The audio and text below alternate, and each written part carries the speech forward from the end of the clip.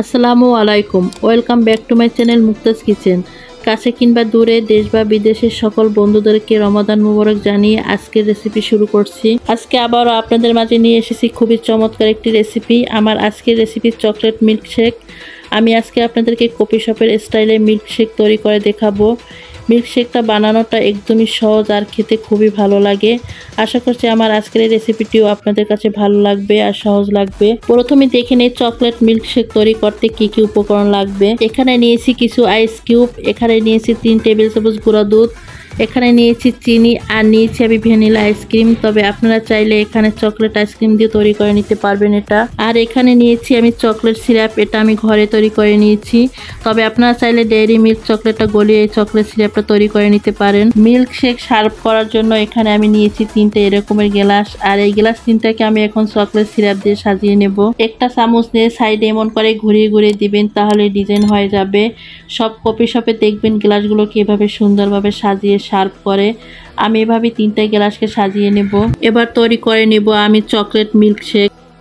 এই জন্য এখানে আমি নিয়ে নিচ্ছি একটা ব্লেন্ডারের জাগ। প্রথমে দিয়ে দিচ্ছি আমি গুঁড়া দুধ, এবার দিয়ে দিচ্ছি আমি ভ্যানিলা আইসক্রিম।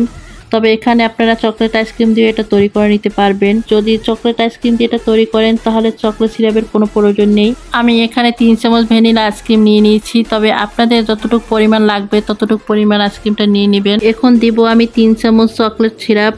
তবে আমি এটা চকলেট সিরাপ দিয়ে করে নিচ্ছি, তাই এখানে আমি চকলেট সিরাপটা ব্যবহার করছি। তবে আপনারা চাইলে এখানে চকলেট সিরাপের পরিবর্তে চকলেট গানাশটাও দিতে পারেন, অথবা প্রথমে আমি বলেছি এখানে ডেইরি মিল্ক চকলেটটাও গুলিয়ে দিতে পারেন। এখন দিয়ে দিচ্ছি আমি স্বাদ মতো চিনি। এখানে আমি 3 চামচ চিনি দিচ্ছি, তবে মিষ্টির পরিমাণটা আপনারা আপনাদের চয়েস মতো দিয়ে নেবেন। এখন এখানে আমি দিয়ে দিচ্ছি আইস কিউবগুলো। এখন এটা আমি ব্লেন্ডার করে নেব। তবে ব্লেন্ডার করার পর এটা দেখতে ঠিক এমন হয়েছে। এবার যে গ্লাস 3টা আমি সাজিয়ে নিয়েছি সেগুলোতে দিয়ে দিচ্ছি, তবে সম্পূর্ণ ভর্তি করে দিব না। এর উপরে আমি ভ্যানিলা আইসক্রিম দিয়ে ডেকোরেশন করে নেব।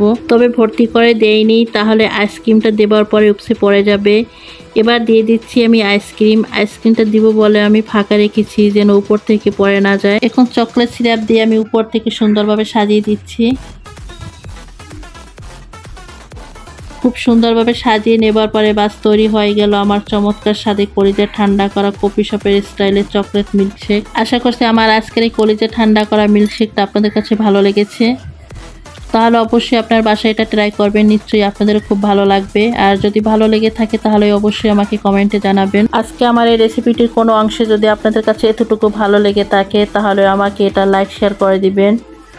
আর আমার চ্যানেলটি যদি সাবস্ক্রাইব করা না থাকেন তাহলে আমার চ্যানেলটি সাবস্ক্রাইব করে আমার পাশেই থেকে যাবেন। পাশে থাকে বেল আইকনটি অন করে দিবেন, যাতে আমি এরকম নিত্য নতুন সহজ ও সুন্দর রেসিপি আপলোড দেওয়ার সাথে সাথে আপনাদের কাছে ভিডিওটি দেখার জন্য নোটিফিকেশন চলে যায়। আজকে পর্যন্ত সবাই ভালো থাকবেন, সুস্থ থাকবেন, সবাই সবার জন্য দোয়া করবেন। আল্লাহ হাফেজ।